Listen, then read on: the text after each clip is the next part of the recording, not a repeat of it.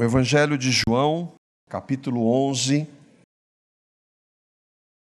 O apóstolo João vai narrar aquele que é um dos maravilhosos milagres do Senhor Jesus. Nós vamos ler do versículo 1 até o versículo 45, é uma leitura um pouco longa, mas é a palavra do Senhor, e depois nós vamos passar por algumas verdades aqui. Espero que o Senhor fale com você e que nos dê compreensão na sua palavra. Vou projetar aqui, se você quiser acompanhar na sua Bíblia, por favor, faça. Evangelho de João, capítulo 11, os versículos 1 a 45. Estava enfermo Lázaro de Betânia, da aldeia de Maria e de sua irmã Marta. Esta Maria, cujo irmão Lázaro estava enfermo, era a mesma que ungiu com bálsamo o Senhor e lhe enxugou os pés com seus cabelos. Mandaram, pois, as irmãs de Lázaro dizer a Jesus: Senhor, está enfermo aquele a quem amas. Ao receber a notícia, Jesus disse: esta enfermidade não é para a morte, e sim para a glória de Deus, a fim de que o Filho de Deus seja por ela glorificado. Ora, amava Jesus a Marta e sua irmã e a Lázaro. Quando, pois, soube que Lázaro estava doente, ainda se demorou 2 dias no lugar onde estava. Depois disse aos seus discípulos: vamos outra vez para a Judeia. Disseram-lhe os discípulos: Mestre, ainda agora os judeus procuram apedrejar-te e voltas para lá? Respondeu Jesus: não são 12 as horas do dia? Se alguém andar de dia, não tropeça, porque vê a luz deste mundo. Mas se andar de noite, tropeça, porque nele não há luz. Isso dizia, e depois lhes acrescentou: nosso amigo Lázaro adormeceu, mas vou para despertá-lo. Disseram-lhe, pois, os discípulos: Senhor, se dorme, estará salvo. Jesus, porém, falara com respeito à morte de Lázaro, mas eles supunham que tivesse falado do repouso do sono. Então Jesus lhes disse claramente: Lázaro morreu. E por vossa causa me alegro de que lá não estivesse, para que possais crer. Mas vamos ter com ele. Então Tomé, chamado Dídimo, disse aos seus discípulos: vamos também nós para morrermos com ele. Chegando Jesus, encontrou Lázaro já sepultado havia 4 dias. Ora, Betânia estava a cerca de 3 quilômetros perto de Jerusalém. Muitos dentre os judeus tinham vindo ter com Marta e Maria para as consolar a respeito de seu irmão. Marta, quando soube que vinha Jesus, saiu ao seu encontro. Maria, porém, ficou sentada em casa. Disse, pois, Marta a Jesus: Senhor, se estiveras aqui, não teria morrido meu irmão. Mas também sei que mesmo agora tudo quanto pedires a Deus, Deus lhe concederá. Declarou-lhe Jesus: teu irmão há de ressurgir. Eu sei, replicou Marta, que ele há de ressurgir na ressurreição do último dia. Disse-lhe Jesus: eu sou a ressurreição e a vida. Quem crê em mim, ainda que morra, viverá. E todo o que vive e crê em mim não morrerá eternamente. Crês isto? Sim, Senhor, respondeu ela, eu tenho crido que tu és o Cristo, o Filho de Deus que deveria vir ao mundo. Tendo dito isto, retirou-se e chamou Maria, sua irmã, e lhe disse em particular: o mestre chegou e te chama. Ela, ouvindo isto, levantou-se depressa e foi ter com ele. Pois Jesus não tinha entrado na aldeia, mas permanecia onde Marta se avistara com ele. Os judeus que estavam com Maria em casa e a consolavam, vendo-a levantar-se depressa e sair, seguiram-na, supondo que ela ia ao túmulo para chorar. Quando Maria chegou ao lugar onde estava Jesus, ao vê-lo, lançou-se-lhe aos pés, dizendo: Senhor, se estiveras aqui, o meu irmão não teria morrido. Jesus, vendo-a chorar, e bem assim os judeus que a acompanhavam, agitou-se no espírito e comoveu-se, e perguntou: Onde o sepultastes? Eles lhe responderam: Senhor, vê e vê. Jesus chorou. Então disseram os judeus: Vede quanto o amava. Mas alguns objetaram: Não podia ele, que abriu os olhos ao cego, fazer que este não morresse? Jesus, agitando-se novamente em si mesmo, encaminhou-se para o túmulo. Era este uma gruta e cuja entrada tinham posto uma pedra. Então ordenou Jesus: Tirai a pedra. Disse-lhe Marta, irmã do morto: Senhor, já cheira mal, porque já é de 4 dias. Respondeu-lhe Jesus: Eu não te disse que, se creres, verás a glória de Deus? Tiraram então a pedra. E Jesus, levantando os olhos para o céu, disse: Pai, graças te dou porque me ouviste. Aliás, eu sabia que sempre me ouves, mas assim falei por causa da multidão presente, para que creiam que tu me enviaste. E tendo dito isto, clamou em alta voz: Lázaro, vem para fora. Saiu aquele que estivera morto, tendo os pés e as mãos ligados com ataduras e o rosto envolto num lenço.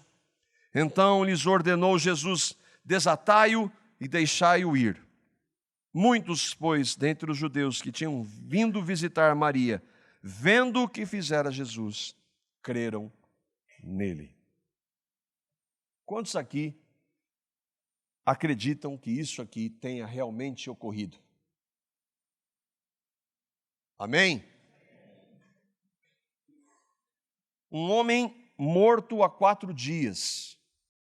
Eu estava dando uma olhada e vi um vídeo que mostra, aquele vídeo acelerado, que mostra um morto em em todo o processo que ele passa, o corpo.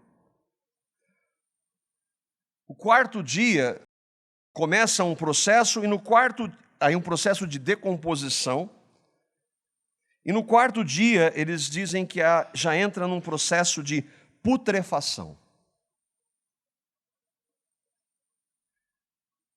Aquele homem estava morto há 4 dias e Jesus espera justamente para mostrar que ele estava morto. Então ele diz uma palavra e alguém que havia morrido há 4 dias revive. Só porque um homem gritou de fora o nome dele. Ateus e pessoas que não creem em Cristo, obviamente dizem que isso aqui é um mito, é uma história da carochinha, é uma fábula. Mas, tristemente, há entre cristãos, teólogos, que também negam isso. Católicos, romanos, protestantes, que também vão dizer que este fato é um mito. Na realidade, há uma história por trás. Ele quer mostrar uma realidade espiritual que não houve. Imagina, acreditar que um homem de 4 dias morto, ressuscitado dos mortos. Isso é impossível.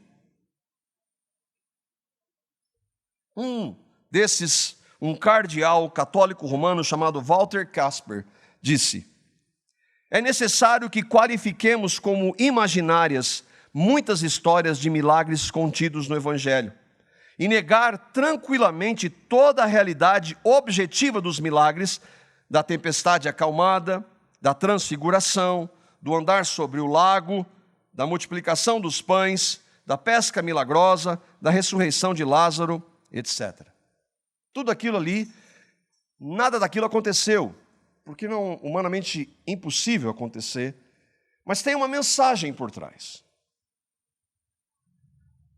Rudolf Bultmann, que foi um teólogo alemão muito respeitado, disse, e esse era protestante, disse: é impossível usar a luz elétrica e aproveitar as descobertas médicas e cirúrgicas modernas e, ao mesmo tempo, acreditar no mundo de espíritos e de milagres do Novo Testamento.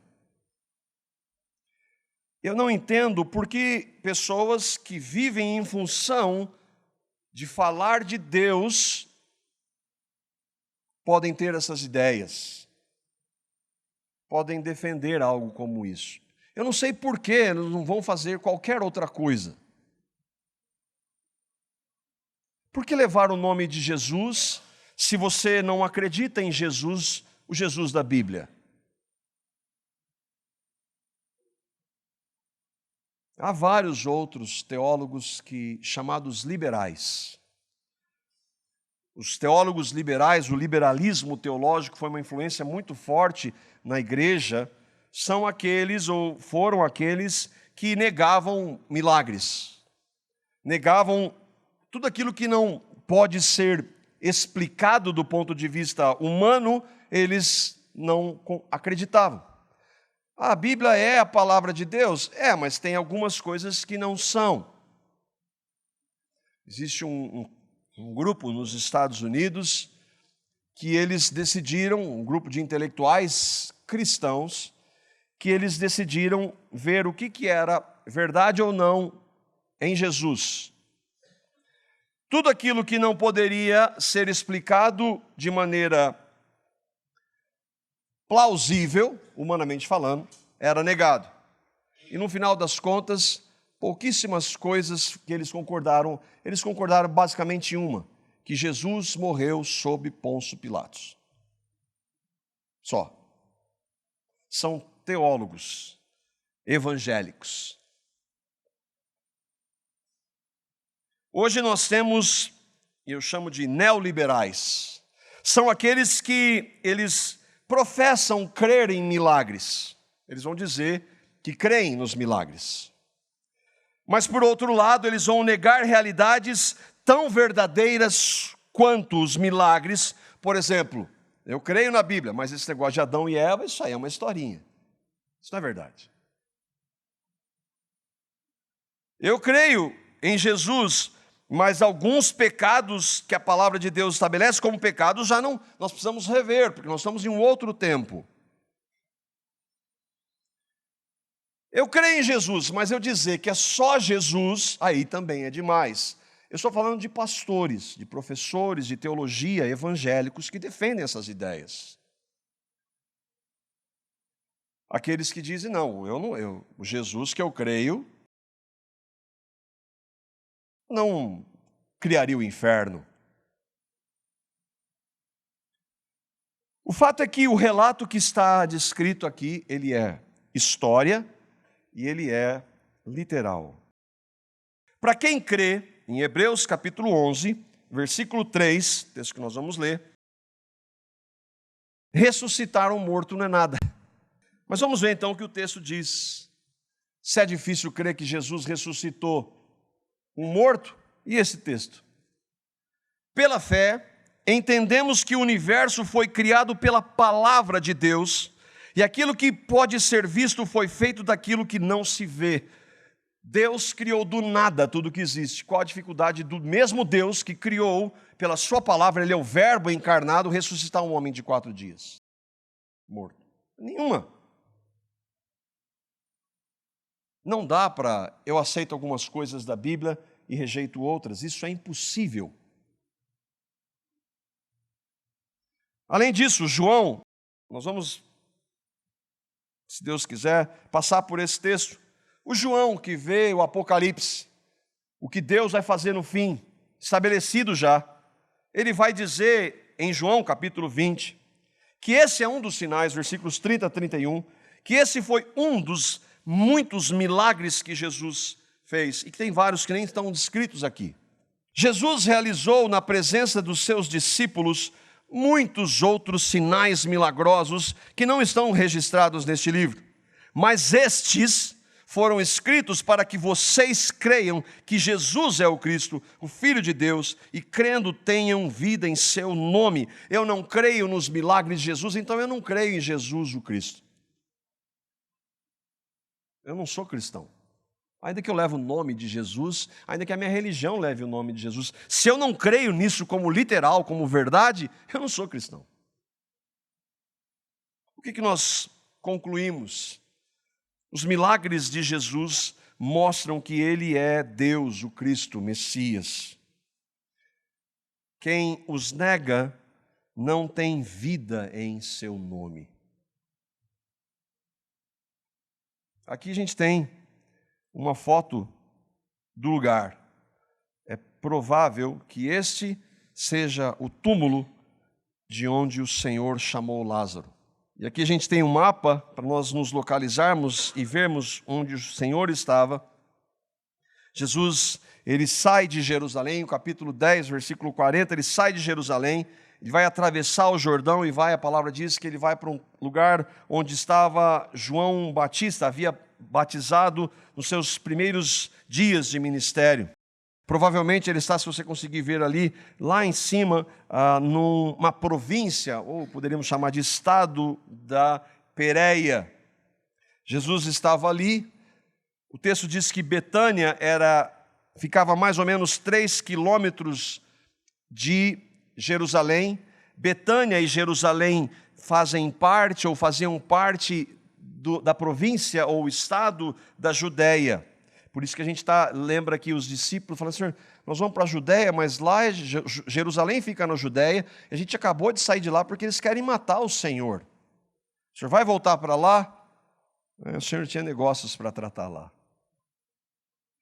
Marta, Maria e Lázaro eram cristãos. Nós vemos ali o relato de Maria, que era aquela que foi diante do Senhor, clamando a sua misericórdia. Marta e Lázaro eram, portanto, irmãos do Senhor. E nós vemos que o Senhor, e aqui nós vemos uma expressão clara do Deus homem, como ele amava aqueles irmãos. Marta e Maria sabem do poder de Jesus. Então pedem para chamá-lo naquela situação de desespero, de tristeza. Jesus, de maneira proposital, ele vai demorar um pouco. Eu me alegro que eu não estava lá. Mas como o senhor se alegra que não estava lá? Vocês já vão ver por quê. O domínio do Deus encarnado do controle do universo. A gente é bom para trazer para nós, mas o que está acontecendo na minha vida? Você crê em Cristo? Aquele Senhor que criou o universo pela sua palavra e ressuscita morto, está no controle da minha e na sua vida. Ele é Senhor, Ele governa. Ele pode às vezes esperar um pouquinho. E agora não tem mais jeito. Senhor, se o Senhor estivesse aqui, agora para mim não tem mais jeito. Será? Se o Senhor é Senhor, então nada do que está acontecendo na minha e na sua vida foge do controle soberano dEle. Nada. Ainda que nós nos desesperemos, ainda que choremos, Cristo está no governo, no controle. Mas é difícil, né? Quando a gente vê um relato desse, mas quando a gente olha para a situação, e o problema é olhar para a situação e não olhar para Cristo, a gente se desespera. Mas graças ao Senhor, que se nós somos filhos de Deus, irmãos de Cristo, temos Ele como Salvador e Senhor, mesmo nós desesperados, Ele vai continuar fazendo e agindo.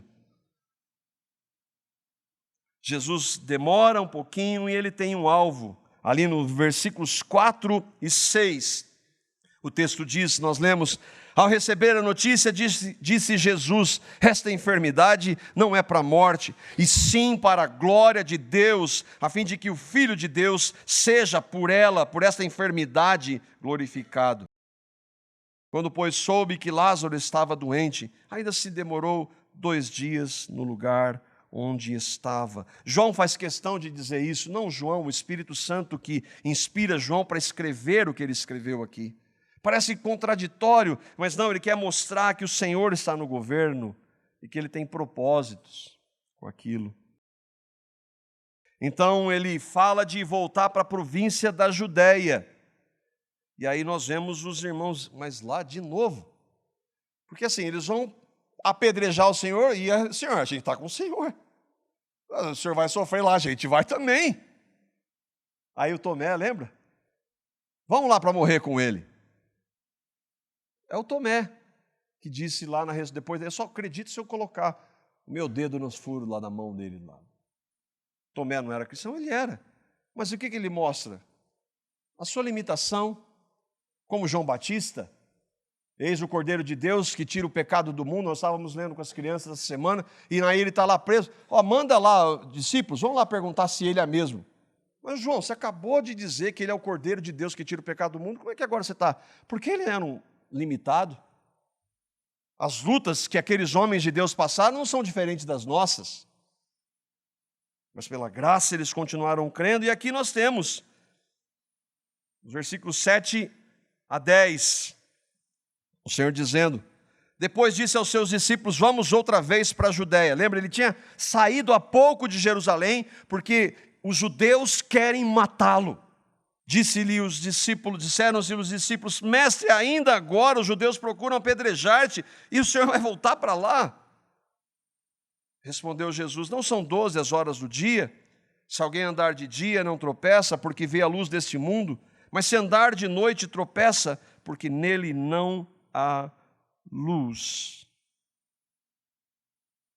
Os judeus dividiam o dia em duas partes. Às 6 da manhã, às 6 da tarde. Era uma das partes, era do dia. E o que o Senhor, eu estive lendo alguns irmãos, o que ele quer dizer com isso? Não são 12 horas, e se alguém andar de dia e não tropeça porque vê a luz do mundo, o Senhor está dizendo que o tempo da sua morte está no controle de Deus e ainda não chegou, não se preocupe. A hora que for para eu morrer, eu vou porque eu quero. Não diz isso, ninguém tira a minha vida de mim, eu a dou. Ele não disse para Pilatos, falou, você não sabe que eu tenho poder de mandar você para a morte? Ele falou, você não tem poder nenhum. Eu estou aqui porque eu quero. Nenhum poder te foi dado, teria sido dado se do alto não fosse dado. Jesus vai para a cruz no momento que ele estabelece, assim como ele escolhe uma hora para ir ressuscitar aquele morto. Isso não maravilha você? O governo do Senhor, e que ele não se motiva por uma influência humana, externa. Ele explica então que Lázaro está morto. No versículo 15 ele diz que vai fazer um milagre. É claro que João, nós sabemos, mas os discípulos pensam, eu me alegro de que lá não estivesse para que possais crer. Os discípulos não estão entendendo nada, inclusive João que estava naquele contexto. Mas depois ele vai entender porque o Senhor disse isso.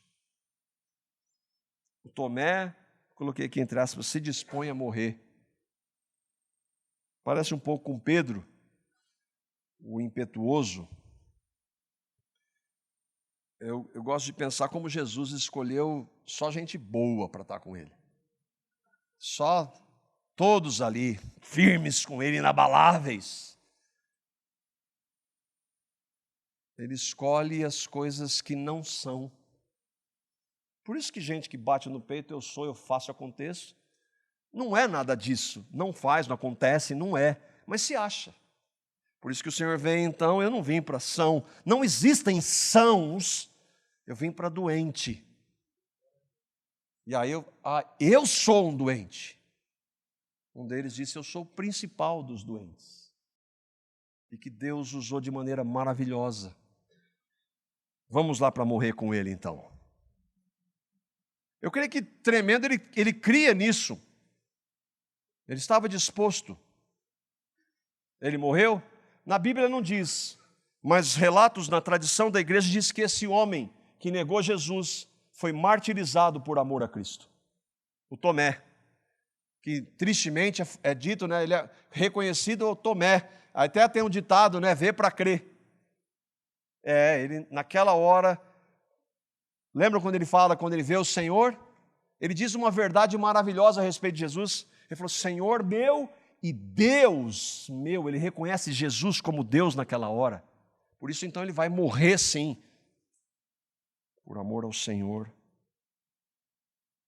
Versículos 21 a 24, aqui a gente tem uma outra impetuosa, né? a Marta. Disse, pois, Marta a Jesus: Senhor, se estiveras aqui, não teria morrido o meu irmão. Mas também sei que mesmo agora, tudo quanto pedires a Deus, Deus lhe concederá. Declarou-lhe Jesus: teu irmão há de ressurgir. Eu sei, replicou Marta, que ele há de ressurgir na ressurreição no último dia. Mas, Marta, você não está dizendo agora que se o Senhor pedir a Deus, Ele pode dar, e Ele fala que a hora que... Não, mas parece que não é... Eu sei que o Senhor pode, mas isso parece que é demais, ressuscitar o meu irmão há 4 dias morto. Marta, irmãos, você consegue ver como quando nós falamos de homens e mulheres de Deus, eles eram homens e mulheres de Deus somente pela graça de Deus, pela misericórdia. Eles não tinham poder neles, eles não tinham qualquer valor intrínseco. E quanto mais um homem e uma mulher são de Deus, mais eles reconhecem isso. Eu creio que Marta poderia ressuscitar, o Senhor poderia ressuscitar no pedido de Marta, mas ela se maravilha que ele disse que vai fazer, e aí não, é na ressurreição, né? Porque, vai haver, sim, nós vamos ver uma ressurreição no último dia. Então Jesus, esta maravilhosa frase, expressão e verdade do Senhor, disse-lhe Jesus: eu sou a ressurreição e a vida.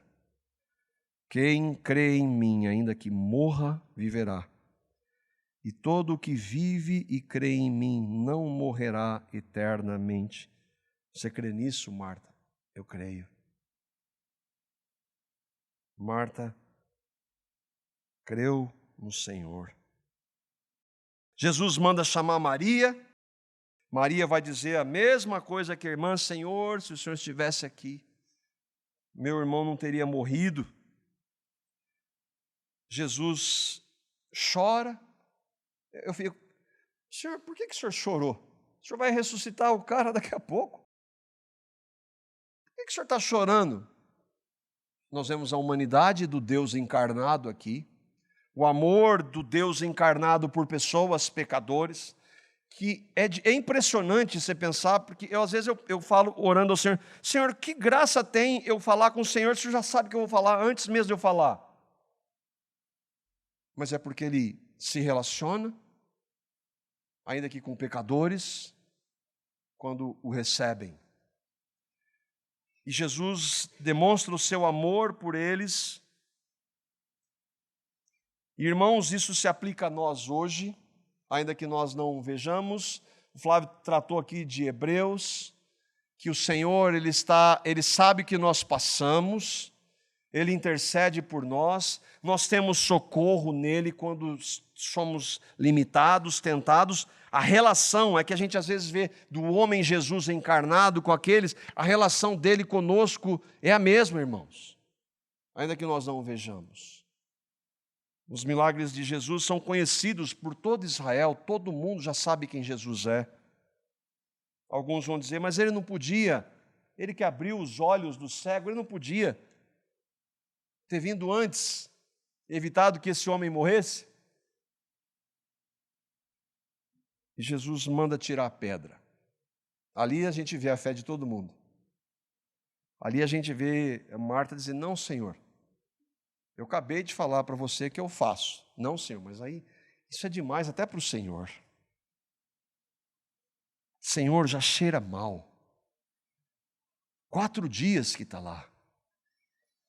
Irmãos, a gente precisa entender, nós vimos lá na foto, era o sistema de sepultamento era diferente do nosso. É muito diferente. E aqui ela duvida. Eu fico pensando: e eu lá? Marta, ela representa-nos. Ela nos representa. E às vezes nós nos alegramos, estamos centrados, descansando no Senhor, e de repente nós somos levados para a nossa fraqueza, para a circunstância. Mas é pela graça sempre, é pelo que Cristo fez e não pela nossa estabilidade. Ainda que quanto mais nós nos relacionemos com Ele, mais Ele vai nos conceder. O Senhor a corrige. Eu não te disse, Marta, que se você crer, você vai ver a glória de Deus. E aí o Senhor Jesus ora ao Pai e diz: Lázaro, sai daí.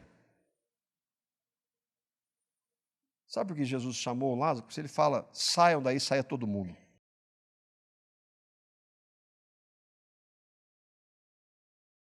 Tem que chamar um nome só, porque se ele não fala, de repente sai um monte de gente que estava morto.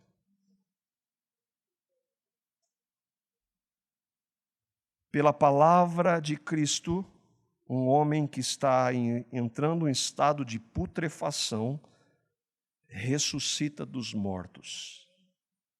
Isso é um relato histórico literal. Nós vamos, talvez quando estivermos na glória, encontrar Lázaro. Como é que é, Lázaro? Como é que foi aquele? Onde é que você estava? Porque você não estava ali naquele corpo. Onde é que você estava nesse momento? É uma boa pergunta, às vezes pode conversar lá no céu. Acontece que, anos mais tarde, o que acontece com Lázaro, irmãos? Ele morre de novo. Lázaro está morto hoje. O seu corpo. Se ele era um cristão, o seu espírito está na presença de Cristo, mas o corpo dele virou pó faz bastante tempo. E o que Jesus diz, irmãos, a Marta é muito mais importante do que ele ter dado mais alguns anos de vida para aquele homem nesta terra. E eu queria que nós pudéssemos ver um pouco disso. Jesus disse: eu sou a ressurreição e a vida. O primeiro sentido no texto é que só Jesus, o que Jesus quer dizer com essa expressão, é que só Ele pode dar vida eterna. É claro que Ele vai ressuscitar o morto fisicamente, mas o primeiro sentido é que só Ele pode dar vida eterna. Mas há outras verdades no texto que eu gostaria que nós pudéssemos ver quando Jesus diz: eu sou a ressurreição e a vida. Quais as implicações desta afirmação do Senhor?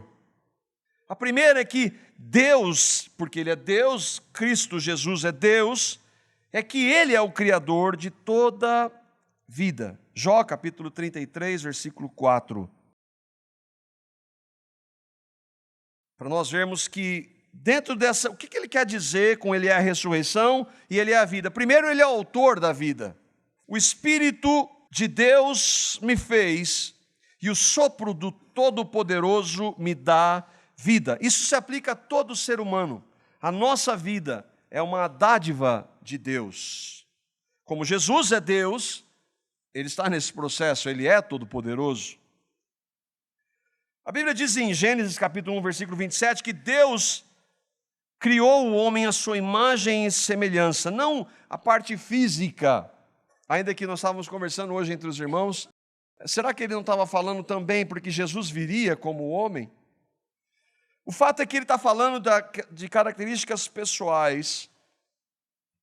E o Senhor então forma o homem do barro e gera nele vida.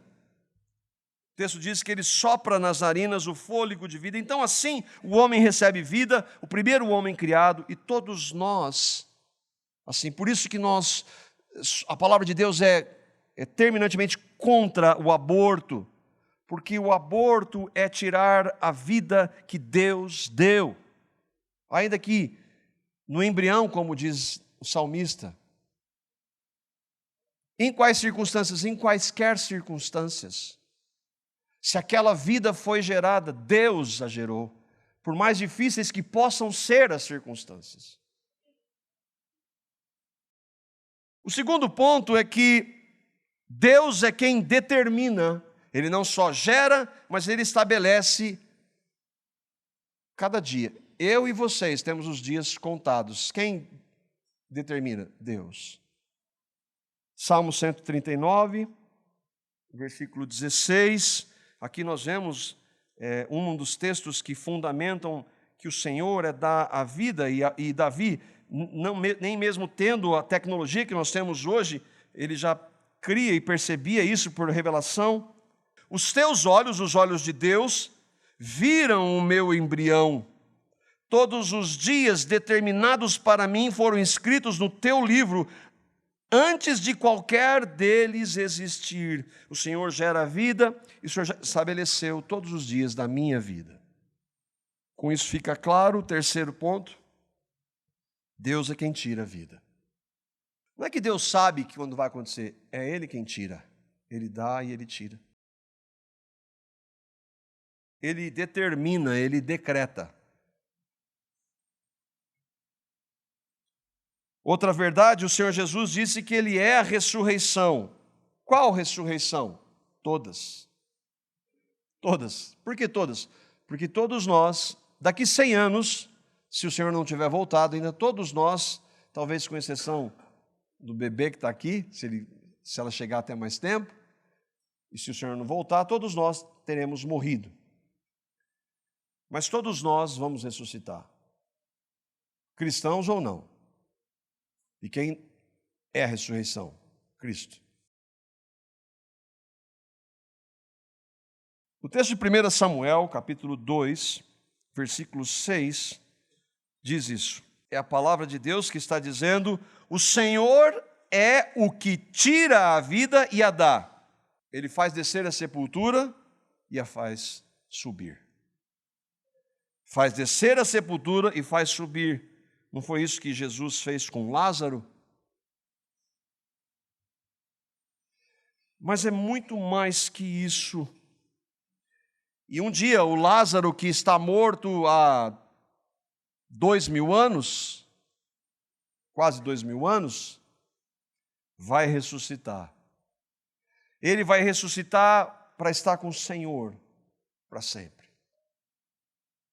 Para nunca mais morrer. Quem crê em mim, ainda que morra, viverá. E não vai morrer eternamente. Essa realidade é para Lázaro e para todos aqueles que creem em Cristo.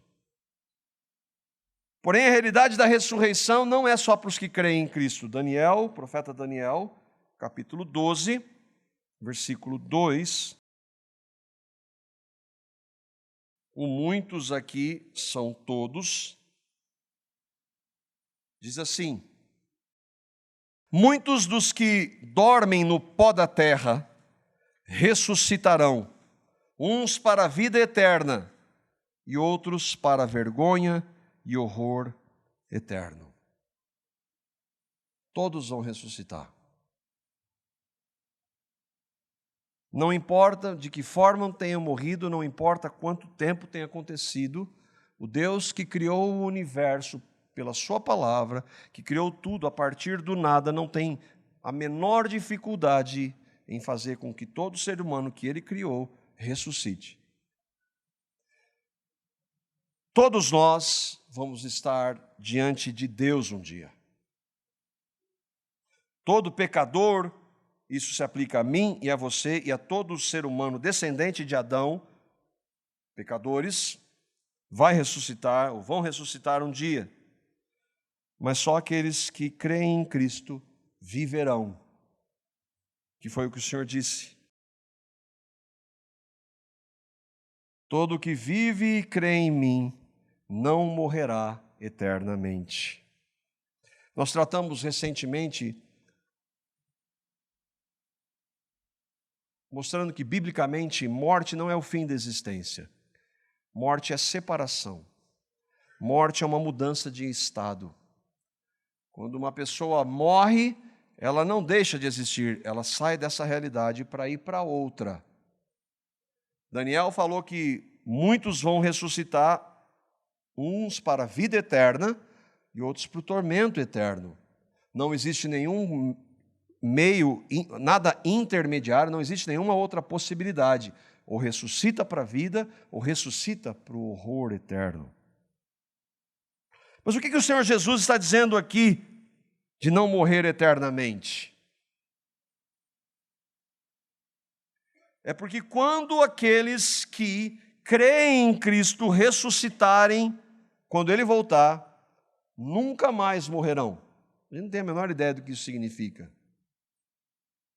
Mas e os que não creem em Cristo vão ressuscitar? Sim. Eles vão morrer? Sim. A segunda morte, e que não é o fim da existência.